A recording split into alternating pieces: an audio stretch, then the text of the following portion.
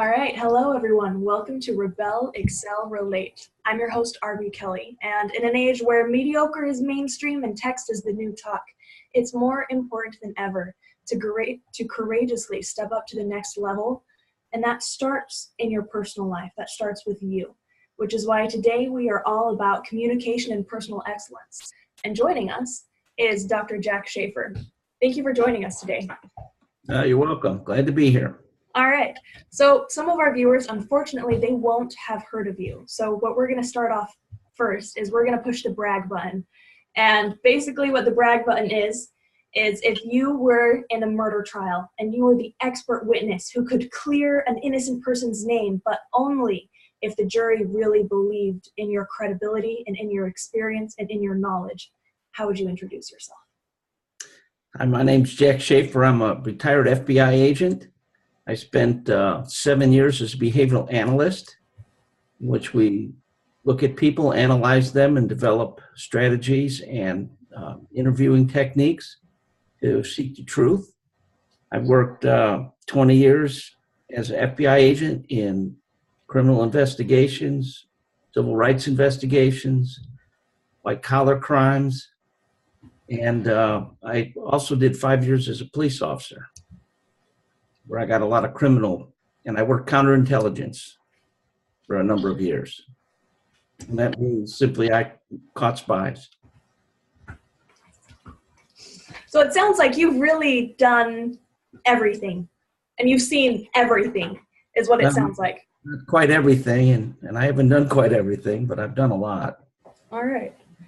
So viewers, if you don't know, he wrote this book, The Like Switch, which if you have a problem in your professional life, if you have a problem in your dating life, in your social life, if there is anything you want that you aren't getting, this book talks about how to win people over and how to make friends, how to make people like you, basically, which is something I'd always struggled with. So your book was one of the very first books I was introduced to that really changed the way I saw people, I saw the world, and how they saw me.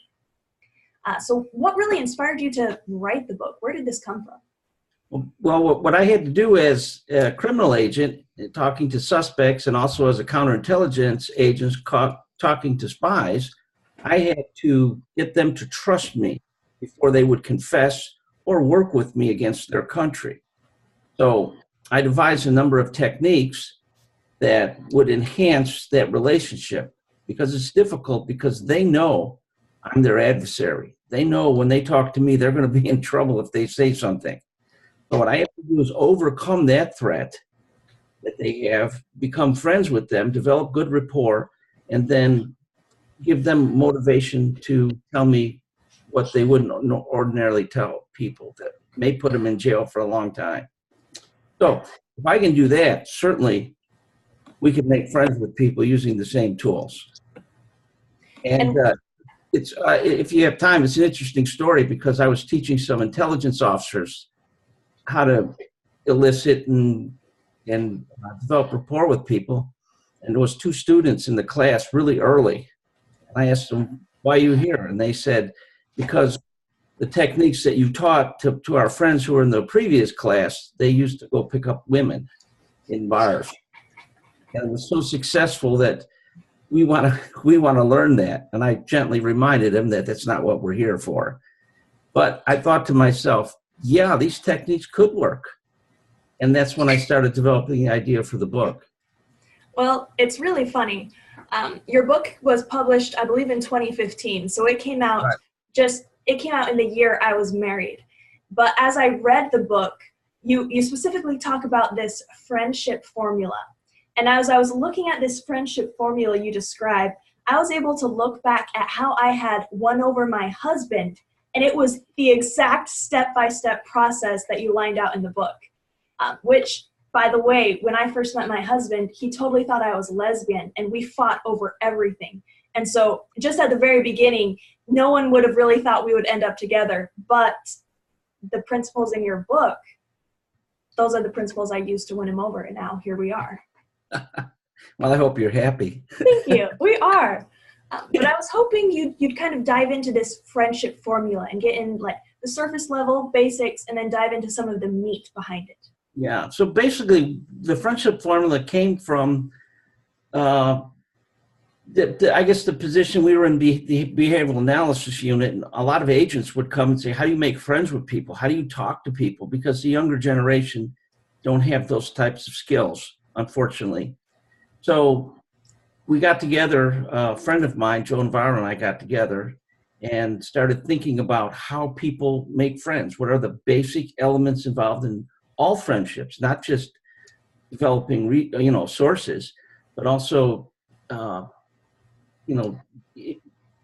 being attracted to people of interest and just friends, business associates. And it's very simple. The first thing, and we broke this down into an algebraic formula.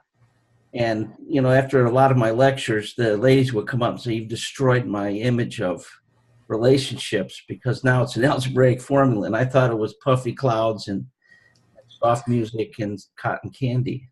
But anyway, here's the basic formula. The 4 elements are proximity. The first thing you need to do is be proximal with the person. You have to be in the same place as that person. And you can do that virtually over the computer, or you can do it physically. But what proximity does, it starts to develop mutual attraction. All you do is, if you share the same space with somebody and you don't talk to them, you just share that same space, there's mutual attraction that's going to be developed just by the mere fact of proximity. But proximity isn't enough. We have to be frequently where our person of interest is. And if we're frequently there, then there's something called the psychological principle of frequency. In other words, if we see people enough in our same space, we have a tendency to like them. But frequency certainly isn't enough. You need duration to that relationship. So we have to spend time with that person. And the more time we spend with that person, the more we're able to influence them or talk to them or communicate with them at a more intimate level. And the last one, and probably the most important thing, is intensity. Because what intensity does is that's the emotional aspect of the relationship that kind of cements that relationship. And there's lots of ways we can measure intensity. One of the primary ways is mutual gaze. We look at people we look at people we like, and we don't look at people we don't like.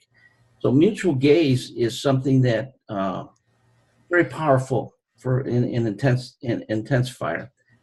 And if anybody has a dog, and you remember the dog would come up and tilt his head and look deep into your eyes, that's mutual gaze, and he's giving you an eye hug. And that's how animals develop that bond with their owners, is through that mutual gaze. So that's interesting, side note. But the other things that I can't go through them all, it's a longer list, but leaning forward, head tilting, smiling, eyebrow flashes, because there's 3 basic friend signals, and I can go over those very quickly. 3 basic friend signals are the eyebrow flash.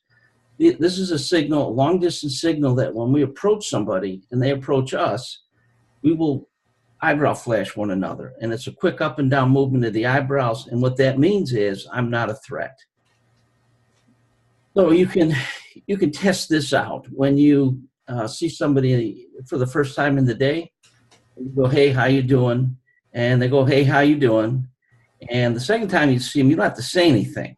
But what we generally do is do a quick eyebrow flash. We do a head nod, or guys will jut their chin out, do the chin thing. And those are just signals that we send back and forth that say we're not threats, and they're non-verbally. Second thing is the head tilt. If we tilt our head slightly to one side or the other, it indicates that we trust that person, because when we tilt our head, we expose our carotid artery. And that's a very vulnerable part of our body. So what we're saying to the other person, I trust you enough to expose the vulnerable part of my body. Again, we'll give you a pet example. Typically, when the owner walks into the house, the dog will sit there and tilt his head to one side or the other and give you a nice long eye hug. So what the dog is saying is, I'm not a threat. I don't see you as a threat. And sometimes they'll flip over on their backs, and they'll expose their stomachs, and that's an indication that's the most vulnerable part of a dog's body. So they say, hey, I'm not afraid of you, and I'm not a threat to you, you're not a threat to me. So it's a lot of these nonverbal signals that go back and forth. And the last one's the smile. And the smile is very important because what the smile does is it makes people feel good about themselves. Because when we smile, we secrete endorphins. So we get a little shot of endorphin. So if I smile at you, and it's very difficult not to smile back. So what happens is you're getting a shot of endorphin, makes you feel good about you. I'm getting a shot of endorphin, makes me feel good about me. We're signaling to each other we're not a threat. And the other most valuable part of this is if we want to get people to like us, we make them feel good about themselves. If we make somebody feel good about themselves, they're going to like us. So it's not about us, it's about the other person. So that reminds me of something I think it was Dale Carnegie said about how you will make more friends by being interested in an hour by being interested in them than you will in a year by trying to get them interested in you. Yeah, that's exactly the principle we're talking about here. So that's smile's one way to achieve that. So let's get back to the formula. The basic formula is proximity times the function of frequency plus duration times intensity. And that's how all relationships are formed. So if you have a person of interest, you just show up where they hang out. And don't say anything. You don't have to look at them. Just show up and be there. And slowly, you're going to be frequently there. And then you're going to increase your duration of being there. Then slowly but surely, you're going to look at them very quickly, give them an eyebrow flash and look away. That's you're slowly intensifying that relationship. Then you can tilt your head and smile as time goes on. And what you're telling that person is, I'm not a threat. And that person, due to proximity and frequency, they're saying to themselves, he's not a threat. So you're preparing your target to meet you, in a sense. And it's a very natural thing because this is the way all people develop relationships. So it's a very natural process. I'm just telling people how they develop relationships. They don't realize what they're doing until they are aware of the personal relationship index. And like you did, you look back and go, oh my gosh, I did all the things. Well, of course you did, because that's the way people develop relationships. Now, I remember there was one story in your book that just blew me away. And it was about how you, so there was this guy that you had in holding who had refused to talk to anyone. And Right. you said, okay. And eventually over time, you got him to talk. Can you tell us that story? Well, basically what happened is this guy wouldn't talk to us, and we needed the information. And the best way to develop a relationship, again, is what? Personal relationship index. So I went to his cell, and I just sat there reading the newspaper. And that's after he told me, I don't want to talk to you. I said, well, that's fine. I'm not going to force you to talk to me. So I just sit there. That's proximity. And I read my newspaper. And I do that every day until what? Proximity creates mutual liking. Now, if that person no longer sees you as a threat, they become curious. Why are you here? And my answer was, I want to talk to you. And then I would go back and read the newspaper. And that brings in another psychological principle of increased, Increased increased desire due to restraint. Yeah, increased restraint. Yeah. Increases drive. So what I did was I focused on the increase of the restraint. I said, no, I don't want to talk to you yet. You're not ready. You said you didn't want to talk to me. But finally, over time, with frequency, duration, and intensity, he finally said to me, look, I want to talk to you. I said, oh, okay, are you sure? And he says, yeah, I'm very sure. I said, okay, good, let's talk. So it took a while, but through the personal relationship index, you're able to create relationships, even the people that don't want to talk to you at first. Now, I think that is really interesting when we look at your approach and the one you used in that story versus what you see in like TV crime dramas, when you watch TV, you see the interrogation is the cop comes tearing into the room, pounds on the desk and says, "Tell me," and the criminal caves. And so when you look at that, what do you think? It doesn't happen that way. And my students often say, well, why can't we just be mean and argue with the person and demand the truth? And so I would, a few minutes after the student made that comment, I would walk up and tell him, why are you even in this class? You don't even deserve to be in college. You're an idiot. And I would just scream at him. And then I would ask him a question, would you like to assist me? He goes, well, no, I don't want to talk to you because you're treating me poorly. I said, that's exactly why we don't want to do that to our suspects. And what that does is it creates shields go up when we are a threat to people. People only let us into their personal space when we're not a threat. Yeah. Because if you see somebody that's threatening, you keep them at arm's distance. You eyeball them the whole time. You're not going to let them get near you. And if they can't get near you, they can't manipulate you. They can't influence you. They're not going to tell you things that'll put them in jail as a confession. And when you're with someone where you don't feel safe, you are always consciously aware of what they can do to hurt you, what you can say that they can use against you. But if you're with someone you like and you trust, you don't have any of those walls. You're willing to bare your soul. And that's with these tools. When I was working counterintelligence or in my criminal cases, my goal is I walk in, sit down, and we just have a conversation. It's not an interrogation. It's not an interview. It's just a conversation with a purpose. And I'm very relaxed. I don't put any pressure on anybody. I get them to like me, and then they want to tell me things. And that's kind of what we do in real life with relationships, isn't it? Yeah. People that are kind of leery at first. So how do we assuage that fear or that little tension? Well, we just exist in the same space. We do it frequently. Increased duration, and then little intensity. Bingo. You got a friend. Now, some people would say that using these friend signals is manipulation and therefore morally wrong. What would you say to someone who had that worry? I would say, number one, these are things that people do all the time to develop relationships. I'm just telling people what they do. Two, anybody can and will take anything good and turn it into something bad. And a good example of that is con men. Con men instinctively know these techniques and use them to take advantage of people. Con men and politicians. And politicians is another good example. So my point here is, yeah, people can take this and pervert it, but they pervert almost everything good in society, don't they? Somebody always turns it into something bad. Mm. So you have to look for the intent of the person. And that's why you have to learn some ways to test for veracity. That's why you spend a long time with that person, develop things slowly, and you can avoid certain situations that may be counterproductive in relationships.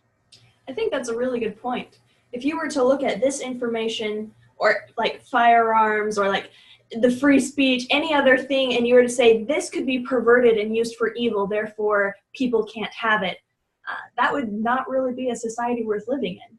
And I think these skills can fall into that category. Especially if we instinctively do the things I'm talking about. The mere fact that some people even say when I give the lecture, they say, the mere fact that you're telling me I do those things make me feel like I'm manipulating somebody. I said, why? Because you're aware of what you do? He said, yes. I said, well, in the business world, we have to meet people we don't know. And how do we get to a good relationship with them in order for them to purchase our goods or services? How do we negotiate? If the person doesn't like us, what good is it? And isn't that our goal in life, is to make other people feel good about themselves? Make them feel a little happier for the fact that they met us? I think that's admirable. I think that's valuable. And that's basically what these tools do. Now, absolutely. Yeah. Now, on the flip side, some people are going to say that using these friend signals in a criminal interrogation setting would be soft on crime and therefore morally wrong. So what would you say to those people? Soft on crime? Why get them to confess and put them in jail? That's not being soft on crime. They may say it's you're manipulating the person. I'll say, well, yes, I am, because that person manipulated the law. He hurt people, or she hurt people. They will continue to hurt people unless we stop them. So will I use these tools in the criminal setting? Absolutely. Because that's going to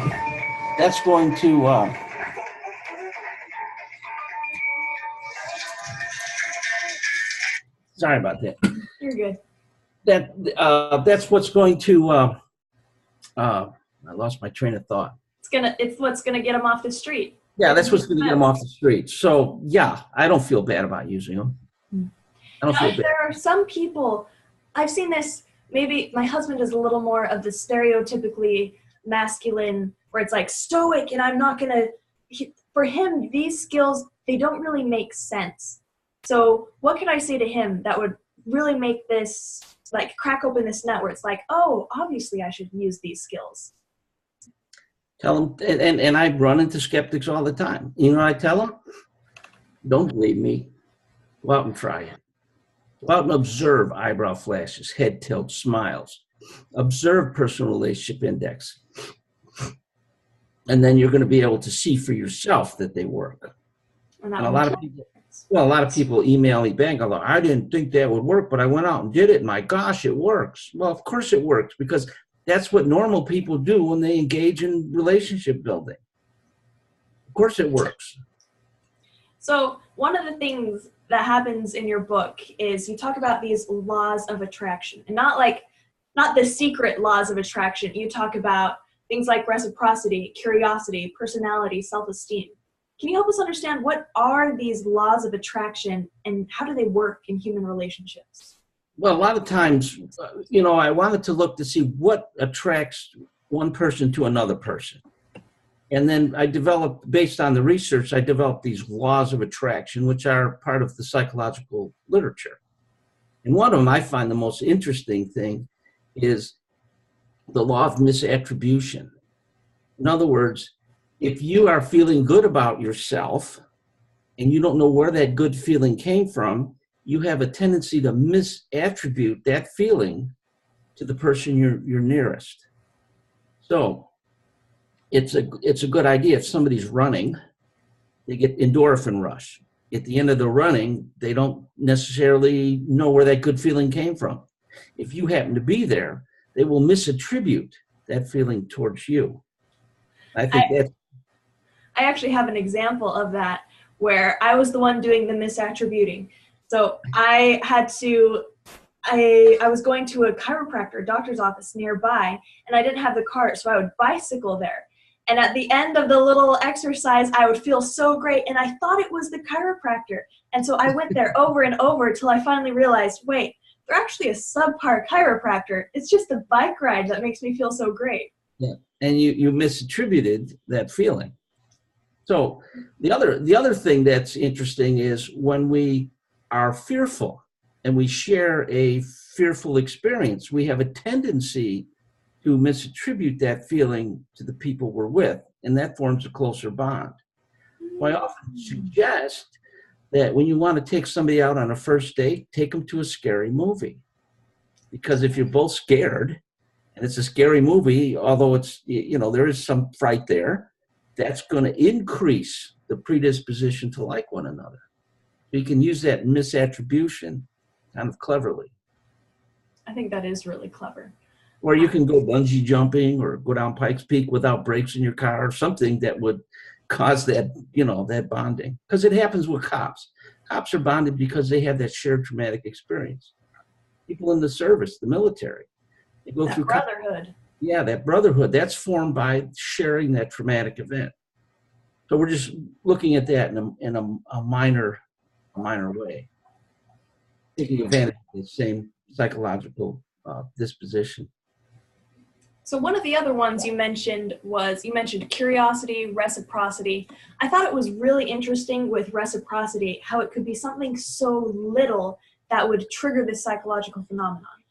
Yeah, in society today, we feel that if somebody gives us something, we are predisposed to give that person back something in return. So if you want to, the example I like to use is a lot of people, you do something for somebody and they go, thank you, and you go, you're welcome. That doesn't enhance that relationship. But if you want to enhance it more, what you say is, thanks for doing that. And you tell them, I know you do the same for me. So that establishes reciprocity. So that'll predispose that person to be more readily disposed to help you in the future. That's just one way of reciprocity. The other way is if you tell somebody something about yourself, they will respond in kind. And there's another principle called the principle of I can't think of it right now. The principle of what happens is when we disclose, psychological principle of disclosure, when we disclose things about us that are more personal, then that develops a closer relationship.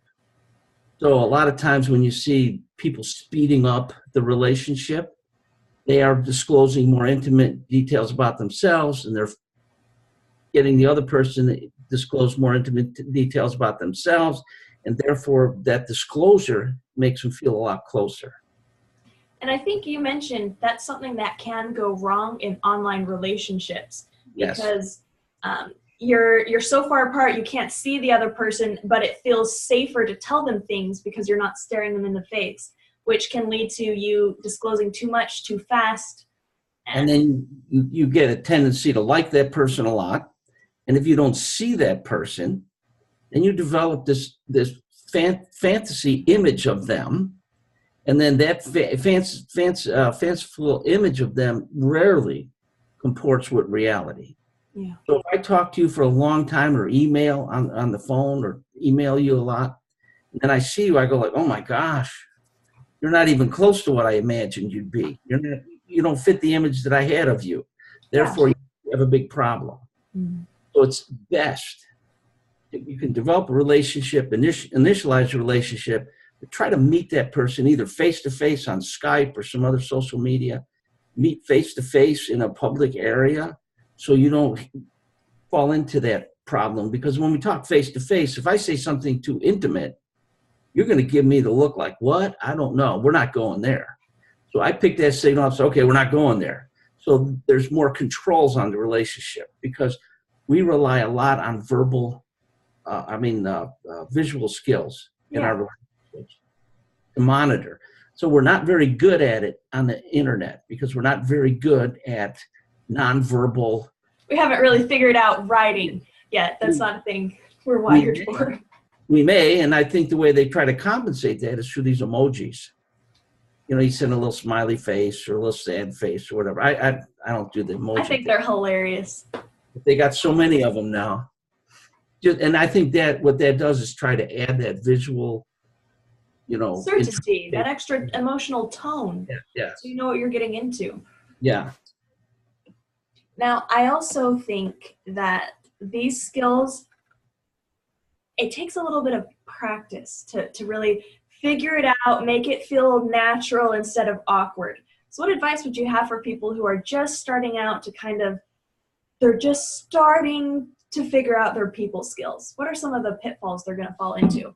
Well, the first thing I would have them do is to identify what those nonverbal signals are, like the eyebrow flash, the head tilt, the smile, the head nods, and inward leaning.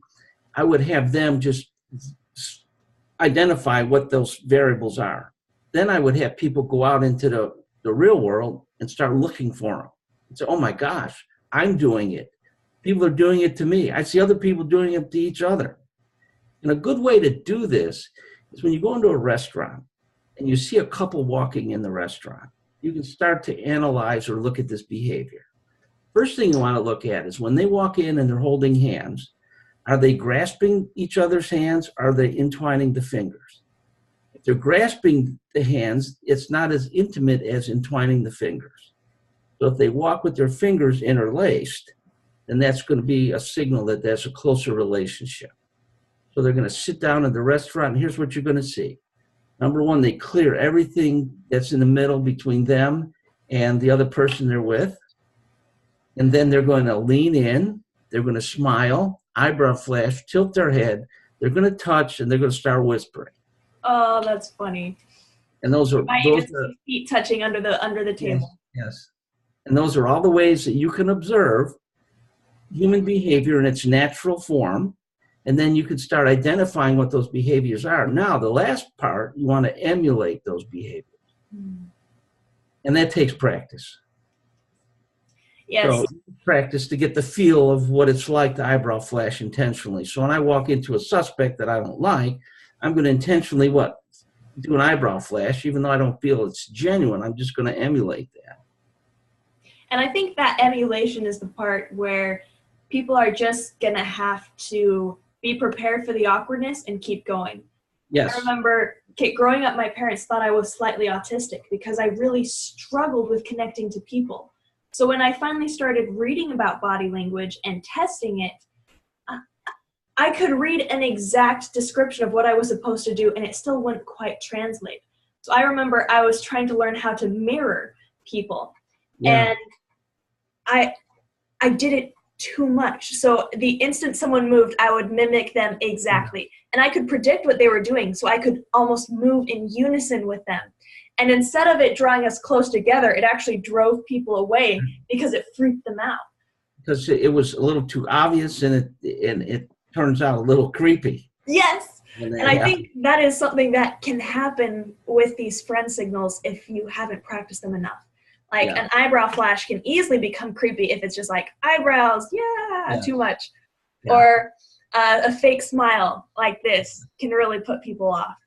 And so I think it will take some practice for people to start implementing it naturally. If you want a fake smile, make sure your corner of your eyebrows wrinkle up, because that's a signal to the other person's brain that that's a genuine smile. So you want to lift your cheekbones. So don't get Botox. Yeah, don't get Botox. Yeah. I wonder how that would work. Yeah. Well, I know there have been some studies where women, for example, they're getting older, they want to be super attractive to their husbands, so they'll get Botox so they look younger and so they don't have as many wrinkles. But because those muscles are now frozen, they can't do any of the friend signals that they used to do to strengthen the relationship. Right. And then you have a problem. Yeah, then you have a problem. So. All right.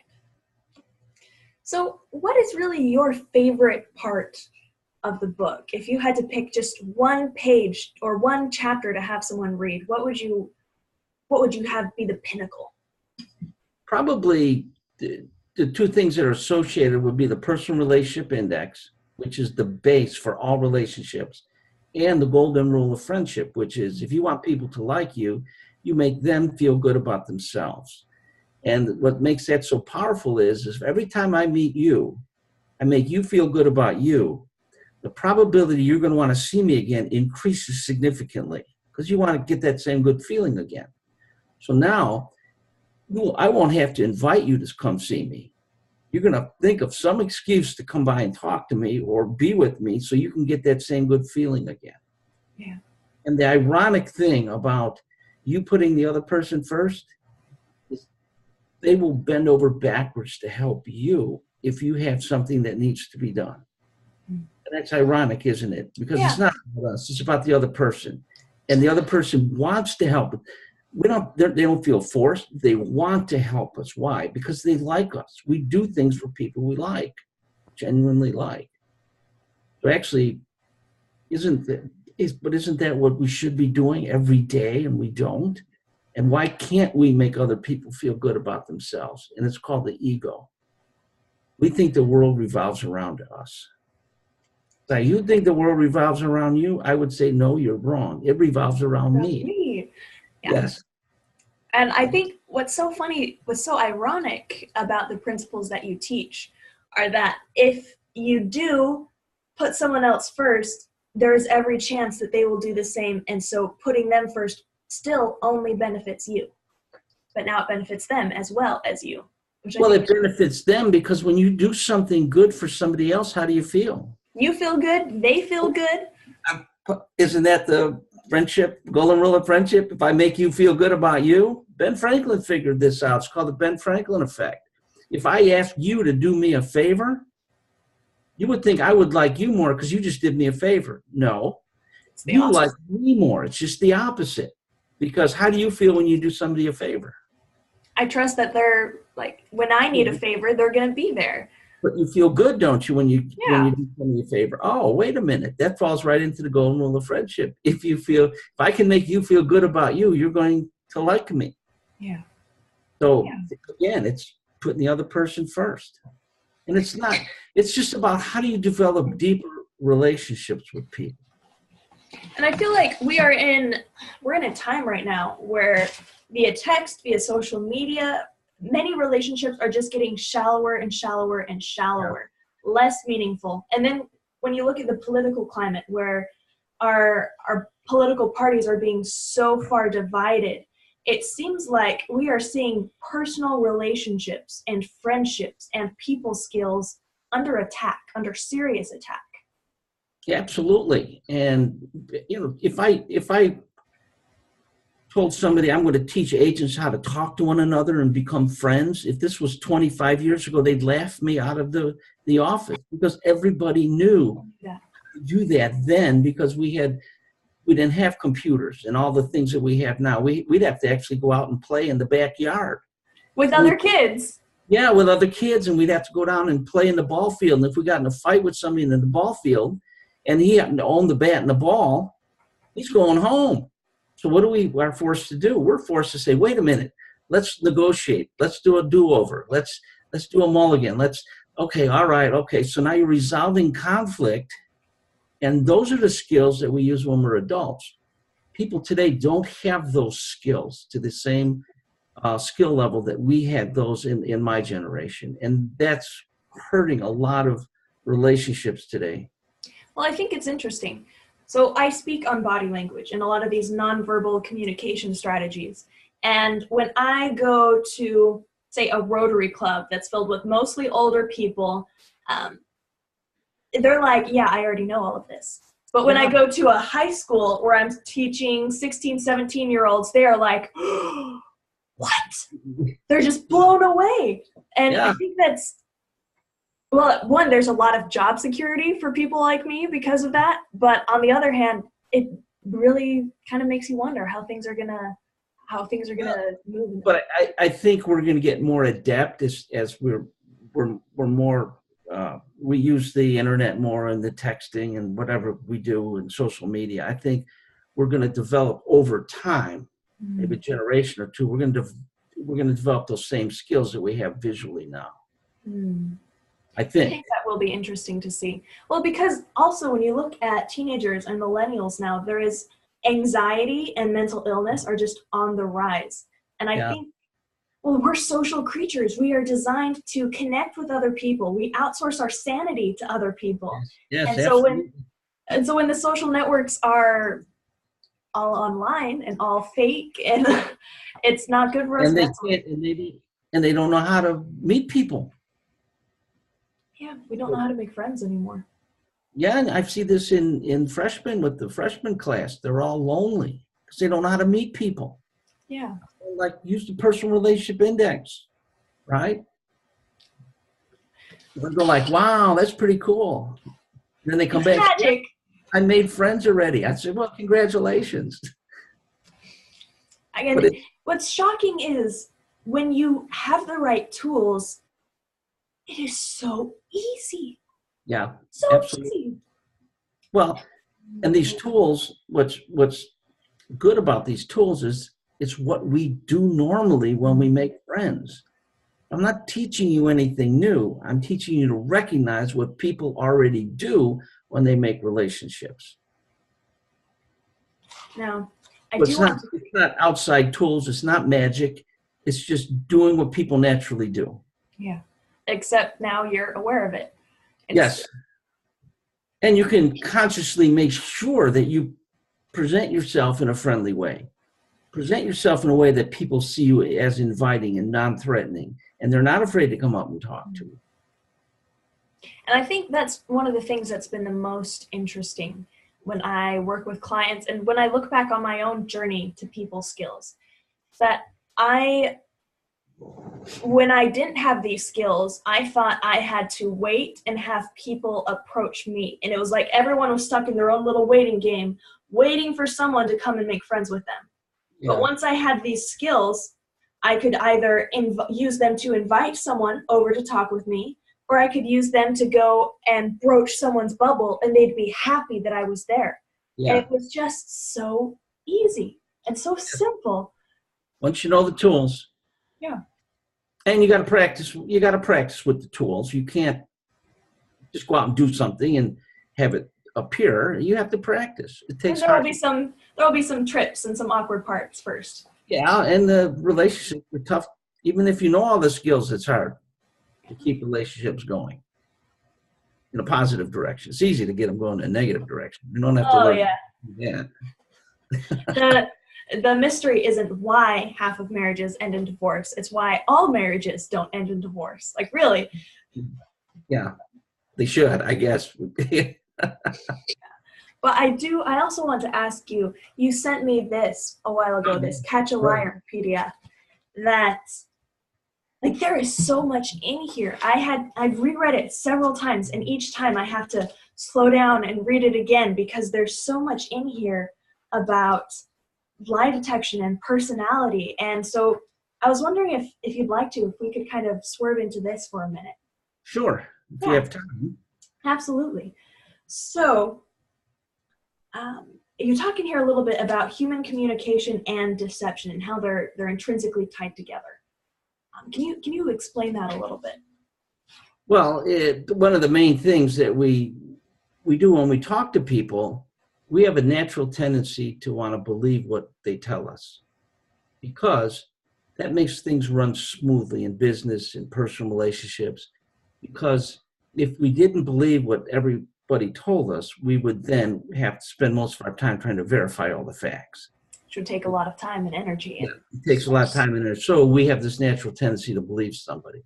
And then if there's a little loose end in their story, a couple loose ends, not big ones, just little tiny loose ends, you go like, wow, it seems suspicious.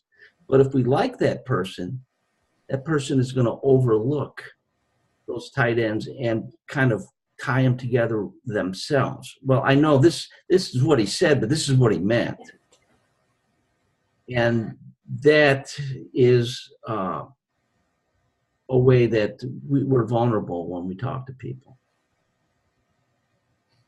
And so I've studied a little bit of nonverbal lie detection, but I thought it was so fascinating in this brief to talk about verbal lie detection. And I thought it was so fascinating. I think the big one that hit me was the difference between saying you did something and saying you started to do something. Yeah. They're called stopped action words. Mm-hmm. In other words, somebody say, I started to go to the store, but the phone rang, I didn't make it. Now that's a truthful person. What they're saying is, I started to go to the store, something stopped me from completing the action of going to the store. A liar will typically want you to believe that the action was completed. And so they will say, I started to do something, I began to do something, I tried to do something, but they won't tell you why that action was stopped. And it's almost like they're hoping you won't notice. Yes. And so we have a tendency, of course, with the truth bias to what? Well, of course they went to the store. Especially we like them. Of course they went to the store. Well, it's not what they said. They said they started. Started means something stopped you from doing it. Otherwise, you would have said, I went to the store. Right. I went to the store. And a lot of suspects go, I'm trying to tell you the truth. Well, but you're not. Yes. What's stopping you from telling me the truth? I tried to quit smoking. Well, what stopped you from smoking? And you don't really want to quit because you gave yourself an out. Well, I tried. It's okay. I tried and failed. So what? But that's what try means. And I think it's one thing, I think it's very interesting you say that if we like someone, we will like reinterpret what they said in order to make it truthful. And I think that is another reason that your book, The Like Switch, is so helpful, because when you know what to do to make people like you, you can tell when someone is using behaviors to make you like them. And you can notice, wow, I really like this person. And I might have used to think that meant they were a good person, but now I know it's just because they're using the right signals to strengthen our relationship. Right. Yeah, that's one way to look at it.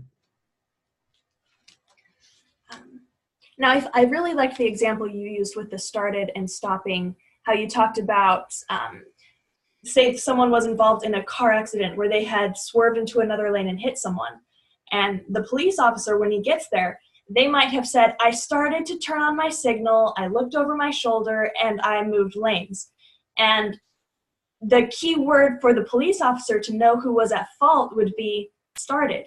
I started to turn on my signal, which means they didn't turn on their signal.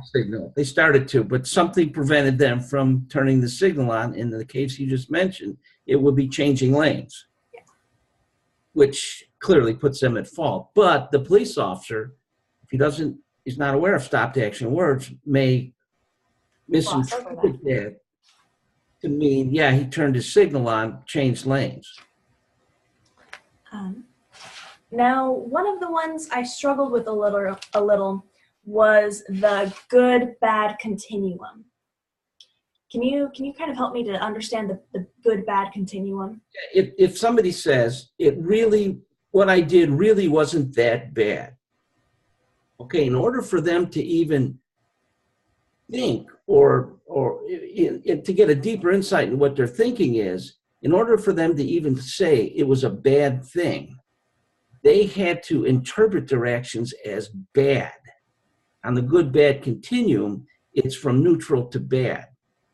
So if you say, what I did really wasn't that bad, it means you had previously thought about what you did, interpreted it as bad, so you really did do something that's bad. Because when they say it's not that bad, it's like they're saying there are worse things, even though this is bad, there are worse things, so therefore it wasn't that bad. And that's kind of a subcategory of word scales. And word scales is, how many times has somebody told you, I didn't mean to interrupt? As they interrupt. As they interrupt you. So on the intent scale, 1 being low, mean to interrupt, 10 being high, mean to interrupt, where would you put that? Well, about a 1. Well, so you did intend to do it. See how that works? I don't mean to be devil's advocate. Well, on a scale of you don't mean to be devil's advocate, 1, low being 1, 10 being high, what would you put it? Well, it's 3. Still on the scale. Yes, still on the scale. So that's why they call those are qualifying words. Really, I don't mean to do this. I didn't intend to do this. Really wasn't a big deal. A guy told me once, it really wasn't a big deal. That's okay on the big deal scale. 1 being low big deal, 10 being high big deal. Where'd you put it? He said, about a 2. So it was a big deal. Because it's on the big deal scale. Yeah, he says, I guess you're right. And some people are clever and they go like, it was a 0. I say, no, it can't be a 0 because it did happen, yes? 0 means nothing happened. Did this happen? Yes, can't be a 0. Where would you put it? 1 to 10. Now, one thing I think is really interesting in the principles of these verbal lie detection strategies is that you really listen to exactly what people say, and then you kind of infer the implications behind it. Whereas often if you're not trained, your strategy is to interpret what people say with that truthful bias that you mentioned. Yes. And the other thing that gets in the way is if you ask me a question and I'm giving you an answer, you're not thinking about what I just said. You're typically thinking, what's my next question? So you don't know what I said. So how can you make an appropriate response if you don't take time to actually listen? And then when I'm done, take a nanosecond or 2 and say, okay, what do I How do I interpret that? How do I analyze it? What's my next question? Based on what he told me versus you've already got, and I'm sure you've experienced that interviewing people. Well, yes. Wah, wah, wah, wah, and you say, I got my next question, and you don't even know what they're saying. I will admit, most of the time that only happens with really boring people. And so there are some people who I'm thinking, holy crap, I can't believe I invited you onto my show. And I am like desperately thinking of something to say after they stop talking. But I now try really hard to only invite interesting people onto the show where, yeah, something you say sparks something that I want to take us in another direction. So, yeah, you know what I'm talking about. I know what you're talking about, yeah. And that's why a lot of people fail in communication, because they don't listen to what people say. So I have to force myself to do it. I have a weakness like all other people in that area. So I have to force myself to just keep my mouth shut and listen and then come up with an answer that's appropriate to what you asked or your response that you gave me if I'm going to ask another question. And that's do you have any advice for people or in that area, or is it just, this is what you should do, good luck? Well, good luck. It's practice. You know, it's not luck if it's a tool and the tool works, then it's not luck, is it? So it's you learn to use the tool effectively, use the tool regularly until you get very good at it. People wonder, you know, especially the students, they lie to me all the time. And they go, and I catch them, hopefully most of the time. And they always go, how do you catch us in lying so much? I said, because I've practiced with these tools for 30 years. I know how they work. I trust them. And I know that you're lying to me. Because I know the tools work. I have that confidence because I've done it over and over and over again. You got to practice. It's a perishable skill. Now, I know. You got to face it. Relationships are hard, period. They are. Yeah. No, there's no other way to shake that. But living without them is harder. So we better learn. Yes. Now, I've noticed, even just after, like, I don't have your decades of experience. And even after just reading this brief 2 or 3 times, I became so hyper aware of exactly what people were saying to me. And so now it drives my husband nuts because I'll ask him a question, or we'll be watching TV and someone will ask a question and I'll be like, that's not a no. That's not a yes. Well, exactly what are you saying? Can you clarify for me? Because this is knowing all these different ways that people like pick their words and the implications. That is just so cool. Yeah. Well, you know what? You say you don't have the experience. You know what? You've learned all that I know, or all that I put in the book. And guess what? That short circuits your learning cycle, doesn't it? Your learning curve. That is very kind to say. You're using the same tools that it took me decades to learn and use. So by reading those and me identifying the variables and how the tools work, you now have the same skills that I do. With a little practice, you'll be better than me in 30 years. You are really using the golden rule here, because now I feel great.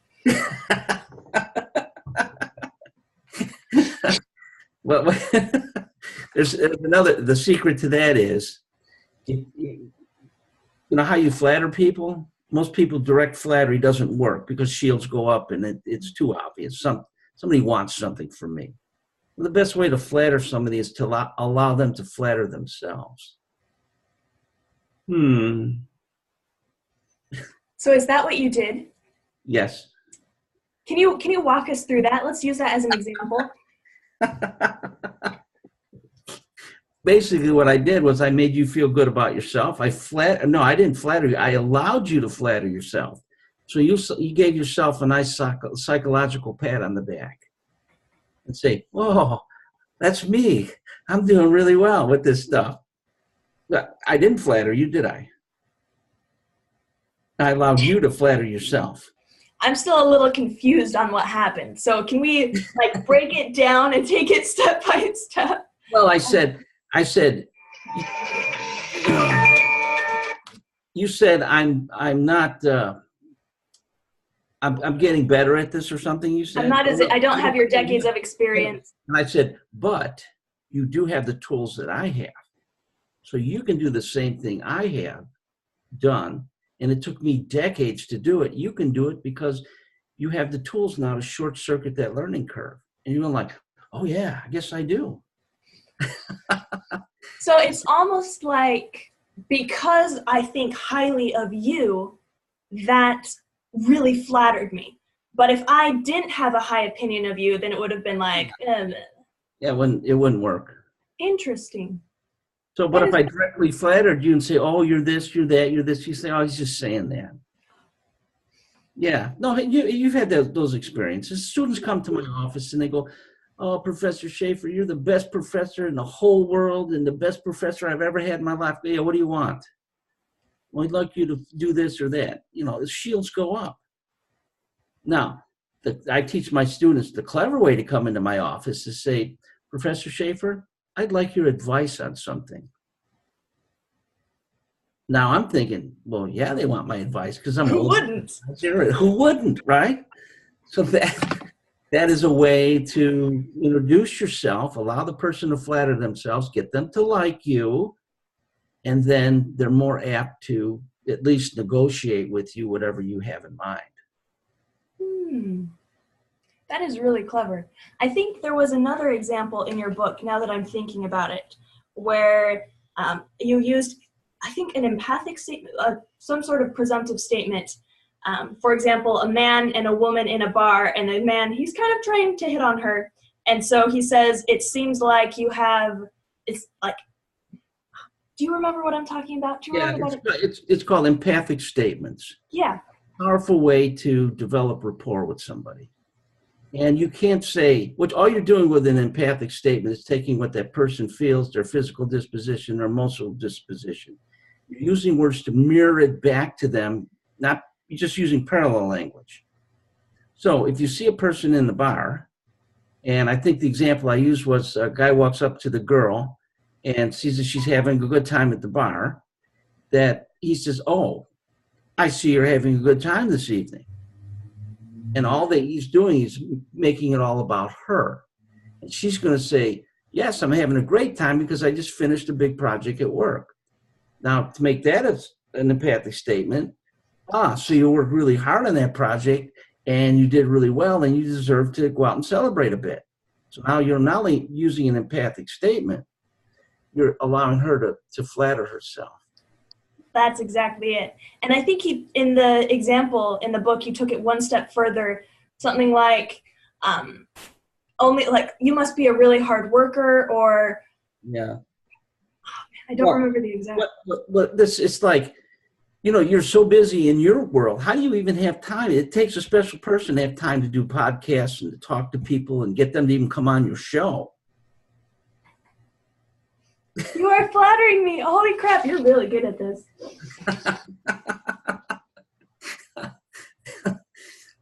I'm going to have to build up some defense to that. Wow. But you know what it takes? It takes somebody that's gregarious, that knows human relationships, that knows how to talk to people. Those are the people that succeed in podcasting.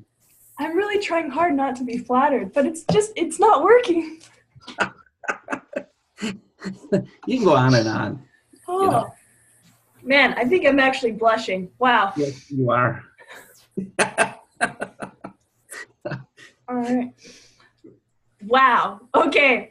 All right. So I'm kind of running out of time here. All right. So can we ask, it's been 4 years since you've published a book. Where do you see yourself going in the next 5 years? What's changing for you? Well, I'm going to try to write another book. In fact, that phone call you heard was from my editor. So I'm going to call him and see if he's going to allow me to move forward on the book proposal. That is very exciting. Are you able to give us like a sneak peek of what it might be about? Yeah. Well, what it might be about, if he accepts the idea, is how to elicit information from people. That's information that they wouldn't normally reveal. How do you get them to reveal that information about themselves? That's very exciting. That's very exciting. Well, I'm sure that I'm trying to think of a way to flatter you without being obvious about it. It's okay. You can be obvious. It works. Well, he would be stupid not to go for that idea because that is brilliant. And from the massive success that the like switch was and the way it's helped people, we need another book from you. All right. Well, I'm trying. All right. All right. And do you have time for 2 or 3 more questions? Yeah. Okay. Let's All see. right. Yeah. Okay. All right. So how can people work with you? Well, I typically do group training. I typically don't do one-on-one stuff. Like I get called, I do a lot of lectures across the country to groups, conferences, and salespeople and real estate people and people that, and police officers, of course, with detecting deception. So I don't do a lot of one-on-one. All right. So if one of our viewers is like, bam, I need Jack Schafer for my organization, where should they go? Contact. They can email me at jackschafer500@yahoo.com. Right. And I also have if they're interested, I have a blog on Psychology Today magazine. And a lot of the stuff that we've talked about today and stuff we didn't talk about today is on the blog. All right. Also go to the blog to get additional. And that's psychologytoday.com. All right. The Psychology Today magazine. I will put that in the show notes so they can find you. Yeah. And I just put Jack Schafer Psychology Today and it'll probably pop up. All right. And then are you ever going to stop doing what you're doing? And if so, who do you see yourself passing the torch to? What's that going to look like? Well, I'm going to stop when they pat me in the face with a shovel. And all the students that I teach and all the people that I pass the information on, I expect them to carry on. And it's all about making people feel good about themselves, making people like one another, deepening interpersonal relationships. Very important. The more people I can talk to, maybe the better relationships they will all have and the richer life they will lead. And they're going to want to feel good and pass it on to somebody else. I can verify that because the like switch is something I recommend to all of my coaching clients. And it's on the recommended reading on my website. And so I think you are going to see a huge ripple effect and are already seeing a huge ripple effect from the people that your knowledge and your experience is helping. Yeah, I'm glad people got value out of the book. It makes me feel good that I'm contributing back to society. All right. Well, all right, viewers, thank you for joining us. This has been Dr. Jack Schafer. He's awesome. And if you look in the show notes, you will see the links to learn more about him. Thank you so much.